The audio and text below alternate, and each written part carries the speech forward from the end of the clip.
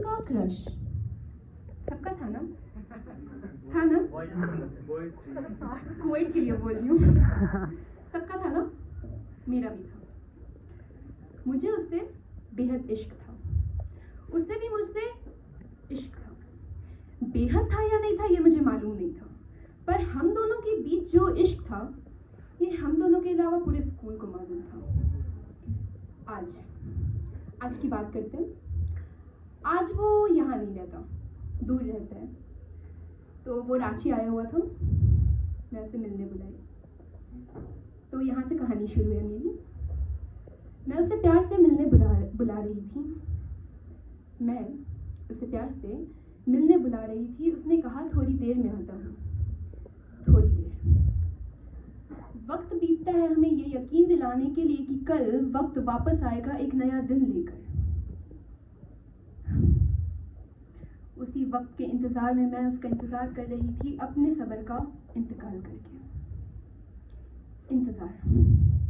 इंतजार तो मैं उसका सालों से कर रही थी, पर आज जब इतने सालों बाद उसे मिलने बुलाई तो वक्त अपना ही खेल खेल कर धीरे भागने लगा। मैं वक्त के पीछे थी, चाहती तो उसे रोक कर पूछ सकती थी कि मेरे सब्र का और कितना इम्तिहान लोगे। पर क्या है ना, वक्त के अपने कुछ नियम हैं। वो मुझे समय पर हर चीज बताता है और समय से पहले पूछो तो सबक सिखाता है। अब बात करते हैं कोशिश की। बहुत कोशिश की हूं मैं वक्त से लड़ने का, पर हर बार ही हारी हूं। मैं हारी वक्त से थी और कोसती किस्मत को थी। तो क्या हुआ था ना उस दिन कि मैं उससे मिलने जा रही थी। बहुत तेज बारिश हो रही थी। मैं अपना छाता लेकर खड़ी थी कि एक हवा का झोंका आया और उसमें मेरा छाता टूट गया। मैं खड़ी होकर सोच रही थी, अपने ही किस्मत को कोस रही थी कि आखिर मेरे साथ ये ऐसा क्यों हुआ। यहाँ पर तो और भी लोग हैं, किसी के साथ भी हो सकता था, मैं ही क्यों। पर क्या है ना, वक्त और किस्मत बहुत जिगरी दोस्त होते हैं।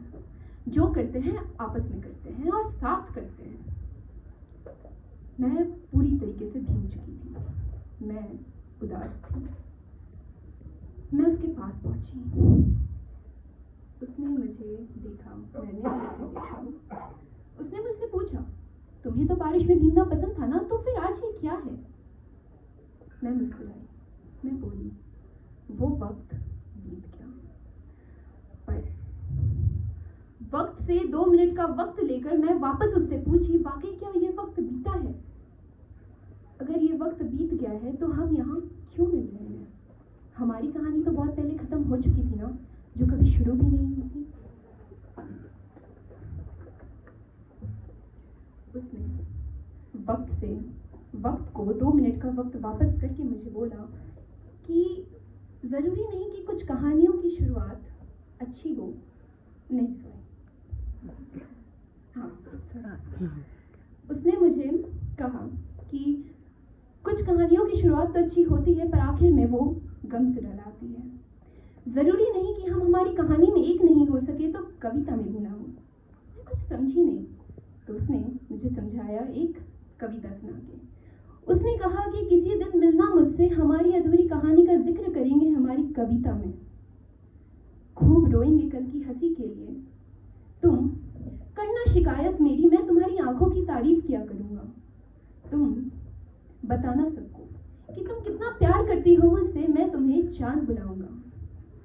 गिर गई अगर तुम अपना रास्ता ढूंढते ढूंढते, तो मैं तुम्हें मंजिल तक पहुंचाऊंगा। और मंजिल मिल जाए तुम्हें तो मैं और तुम कविता पूरी कर लेंगे, और कविता पूरी हो जाने के बाद मैं और तुम भी एक हो जाएंगे। Thank you.